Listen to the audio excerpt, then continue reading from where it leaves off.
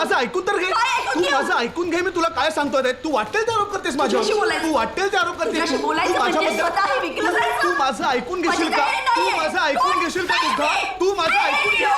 तू माझं ऐकून घे की तू माझ्याबद्दल गैरसमज कर. मुग्धा मुग्धा मुग-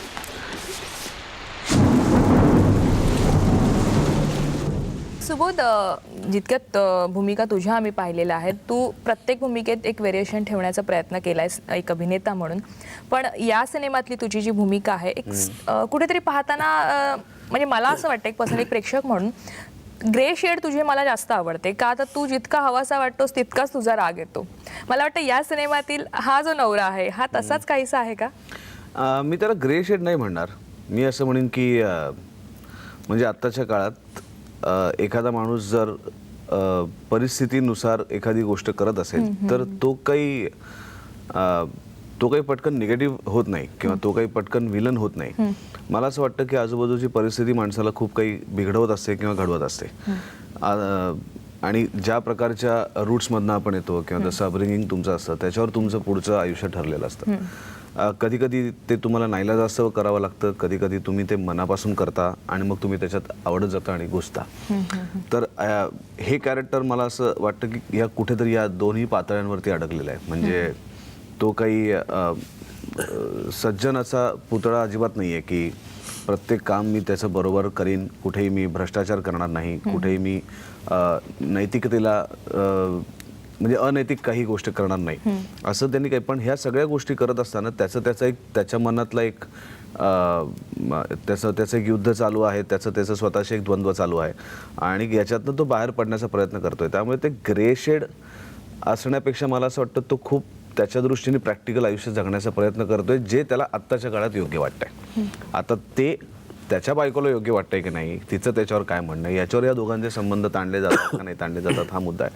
पण त्याच्या दृष्टीने तो अत्यंत कन्व्हिन्स आहे. आणि मग एकदा कन्व्हिक्शननी भूमिका घेतल्यानंतर मग परत मागे पाऊल टाकताना खूप त्रास होतो. त्यामुळे अशी विचित्र त्याची ती एक अवस्था आहे आणि त्या अवस्थेतनं तो जातोय. त्यामुळे ग्रे शेड असं म्हणणार नाही. मी म्हणेन की आत्ताच्या काळाला त्याच्या दृष्टीने अत्यंत प्रॅक्टिकल भूमिका त्यांनी घेतलेली आहे. एखाद्या गोष्टीवर माझी नजर पडली ना की मग ती मी मिळवायचोच. हे सत्य आहे, घडून गेलेलं. Have you gone mad? पण मी होईन लवकर कुमार, मी खरंच होईन. मला सांग ना मी काय करू, कसा अर्थ लावू या सगळ्याचा. अनिकेत, तू आता हातपाय घालू नकोस आणि तुझ्या डोक्यामध्ये जे काही भलते सलते अडाणीपणाचे विचार येत आहेत ना ते आधी काढून टाक. तू आता फक्त एकच काम कर. मुग्धाच्या मनात जे काही विचार येत आहेत ते येणार नाहीत याचा प्रयत्न कर. शक्य तितका त्याचा टोन म्हणजे डेफिनेटली तालकची पण ती इच्छा होती की कुठेही तो मेलोड्रामॅटिक न होऊ देता जितका तो म्हणजे शक्यतो अभिनय नाही करायचा. आणि अभिनय करण्यापेक्षा अभिनय न करणं हे खूप अवघड असतं. म्हणजे जसं एखाद्या अत्यंत सुरेल गायकाला तू आता बेसूर गा हे जसं त्याला सांगणं अवघड आहे, तसं मी स्वतःला म्हणत नाही उत्तम अभिनेता, पण सतत एक अभिनय करण्याची सवय लागल्यानंतर आता मला याच्यात अभिनय नको आहे. मला काहीच असं उगाचच एक्सप्रेशन आणि असं काही नको आहे. हे करताना खूप जास्त अवघड असतं. मग तुम्हाला सतत डोक्यात एक जागरूकता ठेवावी लागते की नाही आपण अदरवाईज हे लाईन अशी म्हणलो असतो, पण आता आपल्याला इथे हे करताना हे एक्सप्रेस करताना आपल्याला थोडं जरा आपण पातळीच्या खाली राहून काम केलं पाहिजे. नाही, पण इथे एक महत्त्वाचा मुद्दा आणखीन एक येतो की करप्शन तुम्ही एक वेगळ्या पद्धतीने मांडण्याचा प्रयत्न केला इथे. त्याचा एक हेवी डोस होऊ नये त्यामुळे एक रिलेशनशिप करप्शन अशा पद्धतीनं तो साचा तुम्ही बांधलेला आहे सिनेमाचा. एकंदरीत या मागचं नेमकं गणित काय होतं? नाही, असं एक आपण जागरूक नागरिक आहोत. सो समथिंग जे काही चुकत जातं, जे काही गोष्टी आपल्याला नेहमी त्रासदायक असतात. So this was my attempt to show through film. आणि याच्या अगोदर पण मी गोव्याच्या मायनिंगवरती पण फिल्म केली होती. सो आपल्याला सगळीकडे माहिती आहे, तर ते कोल असू द्या का गोव्याची आयर्न ओर असू द्या, these are all the problems. So त्यामुळे हे नेहमी मी एक्सपिरियन्स करत असतो, त्यामुळं ऑलवेज डिस्टर्ब. सो त्यामुळं असं वाटलं की why not take this issue, corruption, this is the सगळीकडेच प्रॉब्लेम आहे. So when we thought of doing this subject, कारण करप्शन हे सगळ्यांनाच माहिती आहे, but I had gone beyond that. Corruption आता जे दाखवलं जातं त्याच्यापेक्षा दुसरं म्हणजे काय, मी I will just give you one why the thought came into my, की मला माझं बालपण आवडतं म्हणजे आठवतं जेव्हा मी यायचो दप्तर घेऊन घरी तेव्हा आई बघायची बॅग, ती म्हणायची अरे ही पेन्सिल तुझी नाही, ही कोणाची आहे? सो देन नाही कोणाची, ते मी आणली मला आवडलं. अरे नाही नाही बेटा असं नाही करायचं, ही तुझी नाही आहे, हे बरं उद्या नेऊन दे. पण ती आई दुसऱ्या दिवशी परत दप्तर उघडून बघायची की ह्या माणसाने या मुलाने पेन्सिल दिली की नाही. पण आजच्या जगात काय होतं बघा, करोडो रुपये घरात येतात पण कुणीही विचारत नाही. It is not a responsibility of mother or wife or somebody, it can be responsibility कोणाची असू शकते. उद्या मुलगी पण विचारू शकते बापाला, अरे बाबा तुम्ही कमावतात 25,000 रुपये आणि आम्हाला प्रत्येक दिवशी 5 स्टारमध्ये जेवण कसं देतात, कुठनं येतो? सो दिस इज रिस्पॉन्सिबिलिटी सगळ्यांचीच आहे. असं आपण काय करतो, आपल्याला एक सवय झालेली आताच्या या युगात की दुसऱ्यांकडे बोट दाखवायचं. मी या चित्रपटाद्वारे एवढं दाखवण्याचा प्रयत्न की स्वतःकडे बघायला शिका.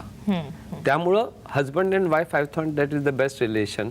म्हणजे जो या प्रवाहात अडकलेला आहे, म्हणून तुम्ही जे मगाशी बोललं की नेगेटिव्ह, तर नथिंग नेगेटिव्ह इन दॅट. आपण घेतलं तर ते सगळं पॉझिटिव्हच आहे. आपला बघण्याचं, आपण ज्या दृष्टिकोनातून आपण बघेल तसं ते फिल्म तुम्हाला दिसेल.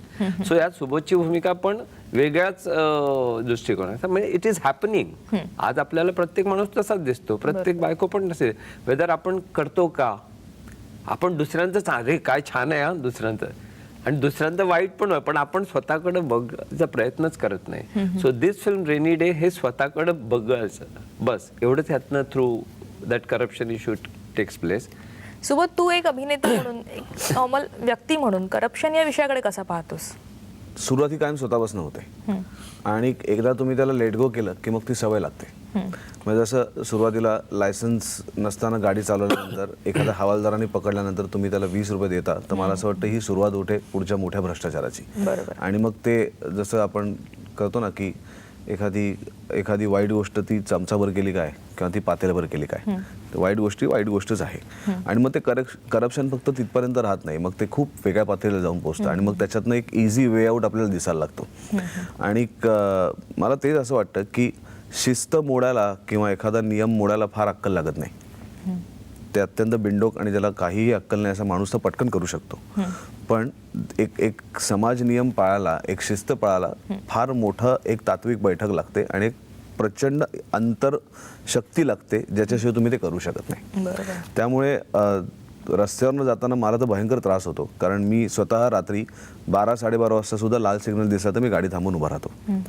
पण जेव्हा म्हणजे ज्याला आपण म्हणतो की माझ्या शेजारनं जे सिग्नल तोडून जाणार आहेत, तर ते अजिबातच झोपडपट्टीत राहणारे किंवा कमी शिकलेले असे नाही आहेत, तर अत्यंत सुशिक्षित, ज्यांच्याकडे मुबलक प्रमाणात पैसा आहे, गाड्या आहेत, अशी लोक पहिले असतात सिग्नल तोडण्यात. आणि मग त्याचा त्रास होतो. मग हीच लोक जेव्हा नंतर मेणबत्त्या मोर्चात सामील होतात ना, मग तो खोटेपणा वाटतो. की म्हणजे पहिली गोष्ट तर तुम्ही हे मान्य करा की सिग्नल तोडणं हा सुद्धा एक दहशतवादच आहे, कारण तुम्ही कुठेतरी तुमच्या राष्ट्राने जे नियम घातलेले ते तुम्ही तोडताय, म्हणजे हा देशद्रोहच आहे माझ्या दृष्टीने. तर त्यामुळे ही सुरुवात एक तर प्रत्येकाने स्वतःपासून केली पाहिजे की. आणि दुसरा, भ्रष्टाचार का होतो, कारण माझी भूक वाढली आहे. मला आता काहीच म्हणजे माझी पचवण्याची क्षमता नाही आहे, पण तरी माझी भूक वाढली आहे. म्हणजे मला हेही खायचं आहे, मला तेही खायचं आहे, आणि ते सगळं खाऊन सुद्धा मी समाधानी नाहीच आहे. त्यामुळे कुठेतरी एक शांतता, कुठेतरी एक नेमकेपणा, हा जोपर्यंत आपण स्वतः शोधत नाही तोपर्यंत या कधीच न संपणाऱ्या गोष्टी आहेत. आणि मग त्याच्यासाठी उत्तरं तर आपल्याकडे असतातच तयार की अरे काय करू, आमचं काम, आमचं हे, आमचं ते, अनएंडिंग प्रोसेस. नेमकं तुझ्या भूमिकेतलं जे मला वाटतं ती भूमिका जी तू रंगवतोस ते माझी भूमिका आहे ती सुबोध भावे म्हणून मी आता जी मांडली आहे त्याच्या विरुद्ध आत्ताची भूमिका चित्रपटातली भूमिका आहे. पण मला इथे एक मुद्दा विचारायचा वाटतं की ते दोन जी व्यक्ती आहेत, एक नवरा आणि बायको, यांच्या विचारात खूप फरक आहे. तो करतोय जे तिला पटत नाहीये, पण खरं तर एक अभिनेता म्हणून म्हण किंवा एक नॉर्मल माणूस म्हणून म्हण, या रिलेशनमध्ये नेमकं काय असावं, एकमेकांचं गिव्ह अँड टेक कसं असावं आणि काय एकंदर की जेणेकरून तुमच्यामध्ये हे जे रिलेशन आहे हे बिघडणार नाही? नाही, मला असं वाटतं की नवरा बायकोंचं रिलेशन हे कधीच साजूक तुपातलं आणि खिरीसारखं गोड असत नाही. अनलेस, कारण कुठलाच माणूस, आपण आई वडिलांसारखे आपण नसतो तर आपण का आग्रह करतो की नवरा बायको सारखे असतील किंवा सारख्या विचारांचे नसतील. म्हणजे एका आईची 5 मुलं सुद्धा वेगवेगळी असतात. की जी तिच्या रक्तामासाचे आहेत, पण जे एकमेकांच्या रक्तामासाचे नाही आहेत, जे वयाच्या एका 25 वर्षानंतर एकमेकांना भेटलेले आहेत, तर ते एकमेकांसारखे किंवा एका विचाराचे असतील हे मुळातच असणं चुकीचं आहे. तर ह्याच्यानंतर खोटं एकमेकांची गोड वागण्यापेक्षा सुद्धा मला असं वाटतं बऱ्याच वेळेला की जितके तुम्ही ओपन व्हाल, जितके तुम्ही स्पष्टपणे स्वतःचे विचार मांडाल, तर मला असं वाटतं की ते नातं जास्त टिकून राहतं. म्हणजे मी उगाच तुझं कौतुक करण्यापेक्षा जर मी तुझ्यातलं तुला कमीपणा सांगितला तर मला असं वाटतं की तो तुझ्या ग्रोथसाठी पण चांगला आहे बरोबर. आणि आपलं रिलेशन कायमस्वरूपी टिकण्यासाठी पण चांगला आहे. बरोबर. कारण गोडपणा ना एका पॉइंटला कंटाळा येतो, अति गोड खाल्ल्याने अजीर्ण व्हायला लागतं ना, तसं आहे ते. त्यामुळे तो एक स्पाइस आयुष्यात पाहिजेच आणि त्या स्पाइसमध्येच खरी गंमत आहे. पण हा स्पाइस ते रिलेशन डेव्हलप करणार आहे का ते रिलेशन बिघडवणार आहे याच्यावर डिपेंड आहे. या सिनेमात नेमका स्पायसीपणा कसा आहे म्हणजे तुमच्या दोघांच्या बघितल्यावर- भूमिकेमध्ये? कारण मृणाल आता नाहीये, त्यामुळे मला तो तू किती एन्जॉय केलास एकंदरीतच? नाही, मी खूपच एन्जॉय केला. फक्त माझी तक्रार एक आहे की गोव्यात आम्ही 1 महिना शूटिंगला असून यांनी मला एकदाही बीचवर नेलं नाही. कुठेही बीचवर आमचं गाणं नाही, लव्ह सॉन्ग नाही. त्यामुळे म्हणजे कुठेतरी गोडपणा, म्हणजे एखाद चमचा साखर चालली असती तर ह्यांनी ते फार तिखट आणि मिठाचं प्रमाण जास्त ठेवलं आणि माझं साखरेचं प्रमाण काढून घेतलं. ही माझी तक्रार आहे. नाही, पण ते पार्टी सॉंग्स आणि जे गाणी आहेत मला पण ते वाटतं लव्ह ती सॉन्ग नाही आहे, अप्रतिम. ते ती एकटी गाते. मग आम्ही याला दोघं गायला नाही दिलं गात. मला नाही. गायला पण नाही दिलं. नाही, पण मी म्हणत आहे, हे वेगळ्या प्रकारचं पण प्रेम आहे ना. आम्हाला गायक सापडला असता ना त्याच्यातला. कारण तो अभिनेता आहे, आता तो दिग्दर्शनात उतरतोय आणि मग अजून गायक म्हणूनही आम्ही त्याच्याकडे पाहिलं. गायक आहेच मी. म्हणजे ती तुझी कंप्लेंट आहे. ती माझी कंप्लेंट आहे. पण ती पुढच्या पिक्चर मध्ये मी आता म्हणजे ते पूर्ण करणार. जास्त साखर आणि कमी तिखट नाही.